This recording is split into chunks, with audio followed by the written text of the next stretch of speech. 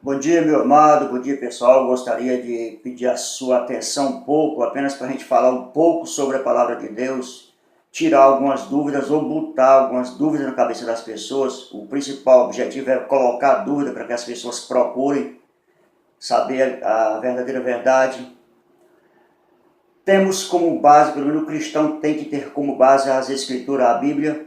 Eu gosto de citar alguns versículos, que foram os primeiros versículos, o qual eu procurei enfatizar bem, que é João, no capítulo 5, no versículo 39, onde o Senhor Jesus diz: examinai as Escrituras, porque vós cuidaste nelas a vida eterna, e são elas que testificam de mim, ou seja, dele, do Senhor Jesus. Gálatas, no capítulo 8, no capítulo 1, no versículo 8, o apóstolo Paulo diz que ainda que um anjo desça do céu e pregue outro evangelho sem ser o que está aqui, seja anátema, ou seja, é um evangelho amaldiçoado.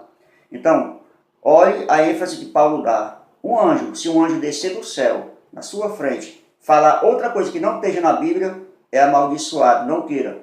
Então, o verdadeiro cristão, ele tem como base, como fundamento, a Bíblia.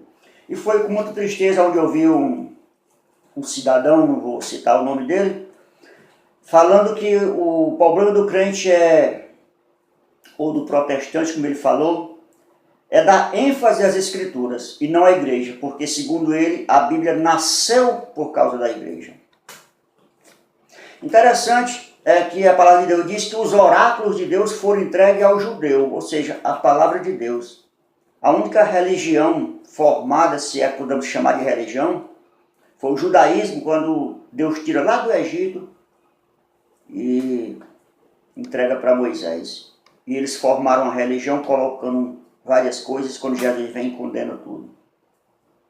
Temos que entender que o Antigo Testamento, ele completa o primeiro, que são as profecias faladas.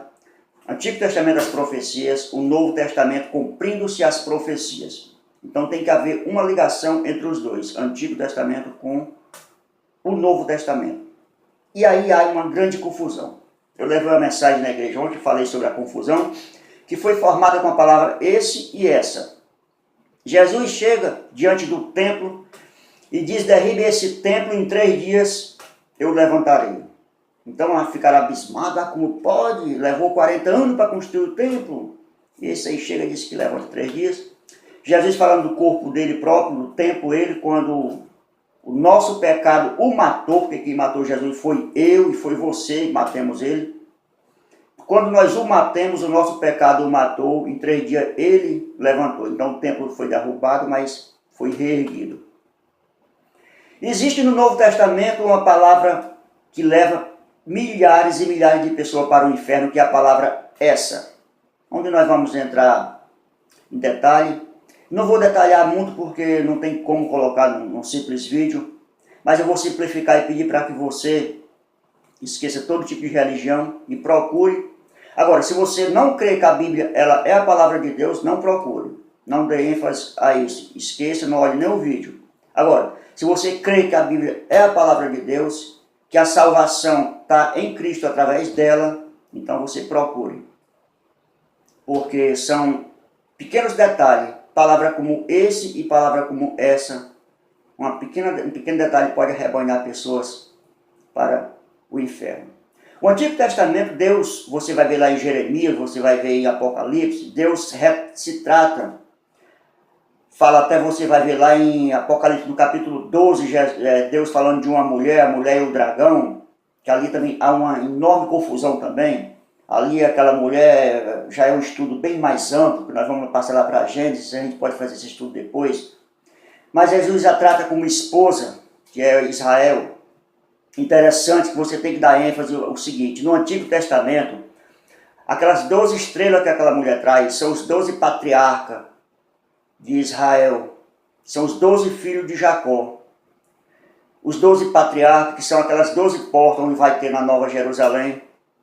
E também Jesus, quando veio à terra em forma de carne e sangue, ele constitui 12 apóstolos, que são as 12 colunas da igreja, que tem que ser compreendido. Então são os 12 patriarcas e são os 12 apóstolos, são os 24 que vão sentar com os tronos onde vão reinar com o Senhor Jesus.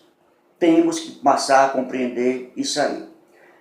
Jesus, quando chega, ele surpreende a muitos com a igreja. Deus fala da esposa, Jesus fala da noiva. A noiva é a igreja, a esposa é o povo de Israel. A Bíblia retrata-se, palavra mulher, ela tem que ser ou igreja,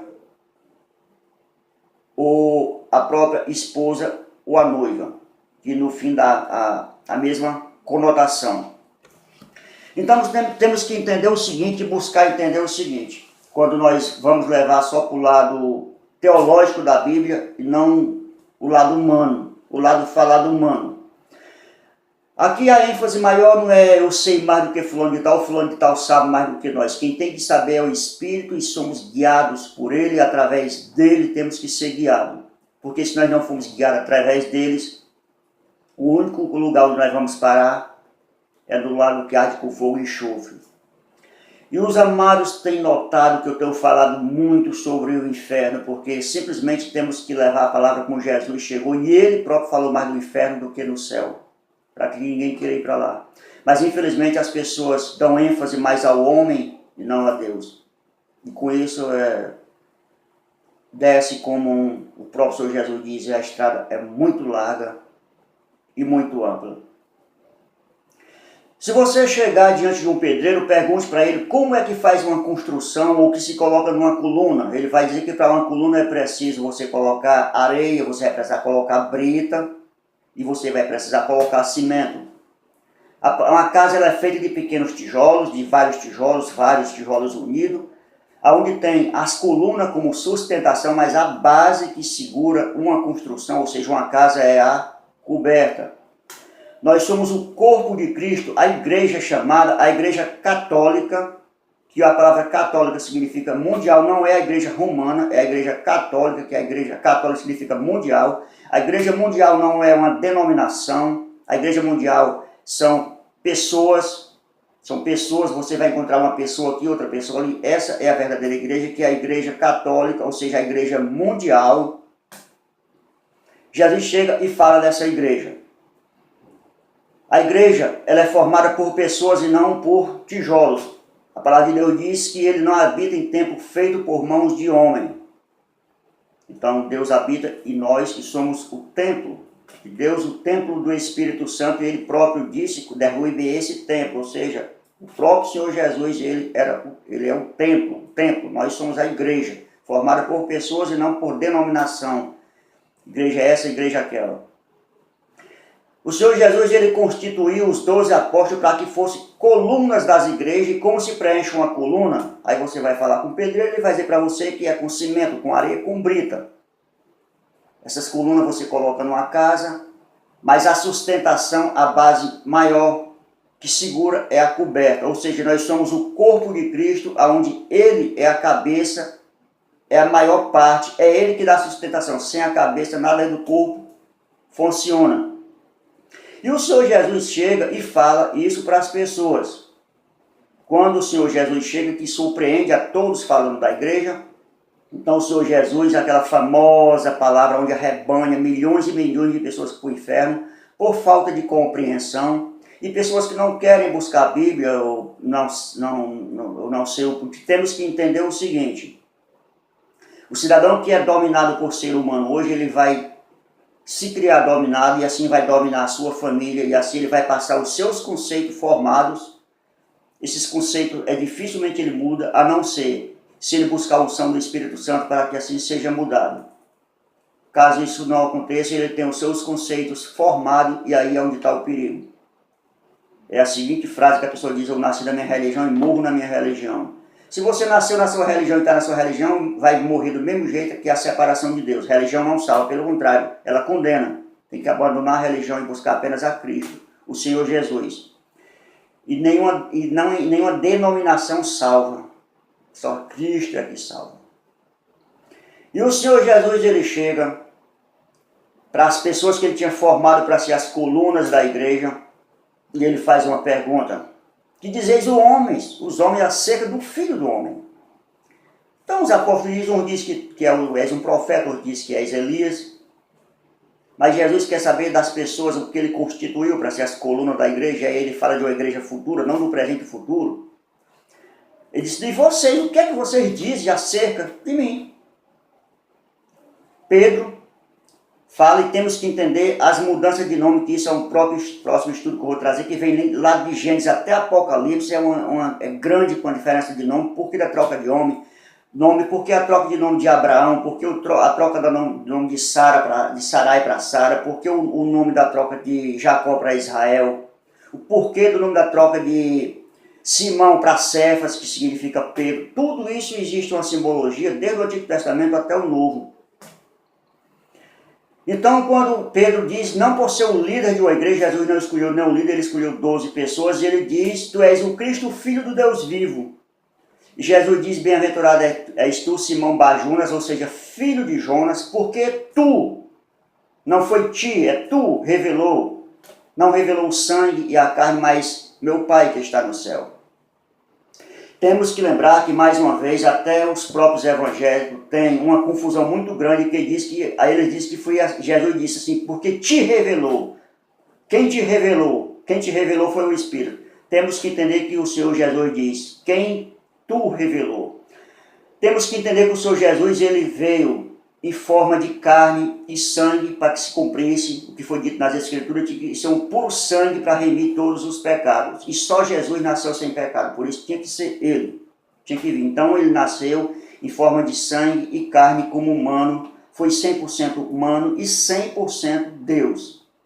E Pedro naquela hora, ele diz, tu és o Cristo, o Filho do Deus vivo. E Jesus diz, bem-aventurado és tu, Simão Bajunas, porque tu não revelou o sangue e a carne. Temos que lembrar que Pedro não disse, tu és Jesus, o filho de Maria e de José. Teria assim revelado o sangue e a carne. Mas Pedro revelou que ele era o Cristo, o Filho do Deus vivo. Então Jesus faz a revelação da sua igreja quando ele diz, bem-aventurado és tu, Simão Bajunas, porque não revelou o sangue e a carne, mas meu Pai que está nos céus, por isso eu te digo que tu és Pedro. Aí vem o significado da procura, que eu peço aos amados que busquem pelo bem da alma de vocês, esse estudo que significa. Lembre-se do que eu falei no começo, do pedreiro, o enchimento de uma coluna, o que significa a igreja. E Jesus diz, bem-aventurado és tu, porque não revelou o sangue e a carne, mas meu Pai que está no céu, por isso eu digo que tu és Pedro. E sobre essa pedra eu edificarei a minha igreja, e aí está a confusão do esse lá do templo e de essa. Temos que lembrar que o Senhor Jesus é aquela pedra que foi lançada sobre aquela estátua do rei Nabucodonosor, no seu sonho, onde foi lançada sem ajuda de mãos, aonde preencheu toda a terra, ele é a pedra, e o pó Pedro diz depois que ele é a pedra, ele é a rocha de esquina, ele é a pedra de escândalo, é daquele que tropeçar. O Senhor Jesus é aquela pedra onde Jacó deitou a cabeça, onde ali ele fez o holocausto ao Senhor. O Senhor Jesus é a rocha onde Moisés falou e verteu água. Todas as vezes que se simboliza o nome pedra, rocha, Jesus está incluído. Porque nós somos apenas petros, somos pequenas pedras, nós somos os enchimentos, somos nós que vamos encher a igreja. E nós somos essa pedra. E aí vem a simbologia para que seja entendido. Naquela hora Jesus ali, ele não constitui a sua igreja, porque ele fala de um futuro, ali foi o presente. O Senhor Jesus, eu edificarei a minha igreja, você vai ver lá em Atos, no capítulo 2. E Jesus acrescenta mais, e eu te darei as chaves do rei dos céus. Tudo que tu ligares na terra será ligado no céu, e tudo que tu desligares na terra será desligado no céu. Quando Jesus diz, bem-aventurado és tu, e quando ele diz, eu te dou a chave do céu, e Pedro usou essa chave lá em Atos, no capítulo 2, quando ele fez aquela pregação, onde milhares de pessoas se converteram através da sua pregação, que é a chave do reino de Deus. Na hora que você abre as Escrituras, você fala a palavra, ou as portas do céu se abrem para você, ou se ela se fecha. Porque se você dá ênfase às Escrituras e você crê na palavra de Deus, as portas do céu se abrem para você. Se você não dá ênfase às Escrituras, se você não quer nem saber, as portas do céu se fecham para você, e essa é a chave usada pelos petros da vida, por mim, por você que prega o Evangelho. Todos nós temos que ser um Pedro, todos nós temos que ser um Petro, pequenas pedras, fazendo a diferença em cada canto, aonde nós levamos a palavra de Deus. Existe uma confusão também quando nós vamos lá para João, quando diz, perdoar os seus pecados, aquele a quem vos perdoar os pecados serão perdoados. E nós vamos trazer para Mateus também, quando diz como tratar os que erram. E você vai ver a ênfase lá no final, que mais uma vez o Senhor Jesus diz, tudo que tu ligares no céu será ligado na terra, tu desligares na terra será desligado no céu. Jesus falando para a igreja que isso é um assunto mais amplo também, que não tem como colocar nesse vídeo. Há, infelizmente, pessoas inescrupulosas que não têm amor pela sua alma, amor pela alma das pessoas, traz esses textos, coloca na cabeça das pessoas que não têm acesso às Escrituras, que não creem nas Escrituras, que não buscam as Escrituras. Com isso, eles amarram as pessoas, prendem as pessoas nessas palavras, onde as pessoas se contentam com aquela palavra e, infelizmente, vão sim para o inferno. Essa é uma realidade muito triste. Não é um julgamento, é a palavra de Deus que diz. Levei uma mensagem ontem sobre isso. O Senhor Jesus disse que a ninguém lhe julga, é a palavra que julga. Jesus disse que ele não veio para julgar o mundo, ele veio para... Eu já falei, o Senhor Jesus não veio para condenar o mundo, ele veio para salvar, para que o mundo fosse salvo por ele. Infelizmente, meu amado, o que a gente vê hoje é uma tristeza tremenda, onde pessoas ficam se degladiando, cada um querendo defender a sua religião e a palavra de Deus ficando de lado. Com isso, só quem ganha é Satanás, porque é isso que ele quer. Que as pessoas tenham o conformismo com o mundo, quando o Senhor Jesus disse, não nos conformeis com esse mundo. Mas, infelizmente, muitas pessoas enganaram dentro das igrejas evangélicas. Vemos o caso aí de um cantor famoso que agora, segundo ele, fez uma convenção, não sei que convenção é essa, porque ficou do mesmo jeito, até o próprio nome ficou do mesmo jeito. Eu lembrando de Jesus Deus mudando o nome de Jacó. Jacó significa enganador, o enganador. E Jesus diz, tu não se chama mais Jacó, ou seja, tu não se chama mais enganador, agora tu é Israel, tu é o meu povo. O Senhor Jesus disse para aquela mulher, vai e não peque mais. As igrejas evangélicas hoje dizem, venha e continue do mesmo jeito.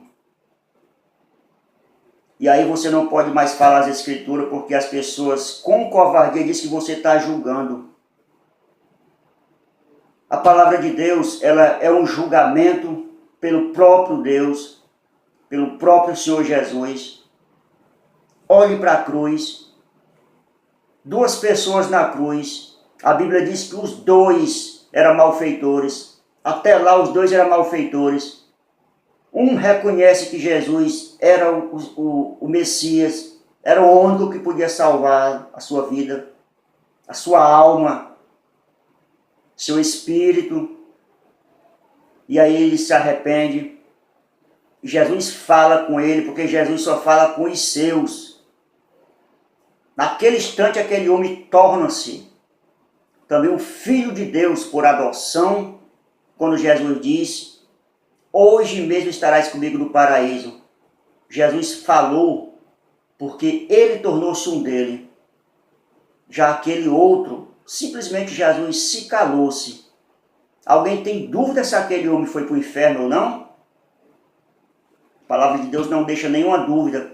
Mas Jesus simplesmente não falou nada, porque aquele homem já estava julgado pela palavra. Agora, se as pessoas já estão julgadas pela palavra, para que nós falarmos? Para que as pessoas saibam que as profecias foram faladas aqui, somos testemunha, e o Senhor Jesus, ele mesmo constituiu os petros da vida, não para que se vangloriasse, não para que recebesse glória do homem. Temos que lembrar que Pedro, quando foi à casa de Cornélio, Cornélio prostra-se aos seus pés e ele diz, levanta-te que eu sou homem como tu. Só Satanás exigiu adoração e aceitou a adoração de homens. Claro, não estou falando que o Senhor Jesus aceitou a adoração, mas ele era o próprio Deus, com toda a justiça ele recebia a adoração. E não mandava que ninguém se levantasse. Nem os anjos aceitam a adoração, porque Daniel, quando viu o anjo, se prostrou diante dos pés dele, o anjo disse: levanta-te, pois eu sou um conservo como tu. E nós vemos aqui na terra homem recebendo adoração. Quando falamos em idolatria, as pessoas olham logo para o lado do católico, aonde a idolatria hoje está muito forte dentro da igreja evangélica. Quando pessoas adoram seus cantores gospels, as pessoas adoram seus pastores, onde os pastores são homens, pecadores comuns também. E torna-se um mundo de idólatras. Pessoas fazendo deboche do próprio Espírito Santo, quando ficam pulando nas igrejas como se fosse uma simples macumba, que mais parece, muitos cultos hoje parecem macumbas. Mas é porque os pastores dizem: venham do jeito que vocês estiverem, fiquem do jeito que vocês estão, deem-me apenas o dízimo de vocês, porque a grande maioria das igrejas hoje debocham do Evangelho de Cristo. Simplesmente por arrecadação, tornou-se hoje uma arrecadação de dinheiro. E é só isso que querem, não estão nem aí para a alma das pessoas.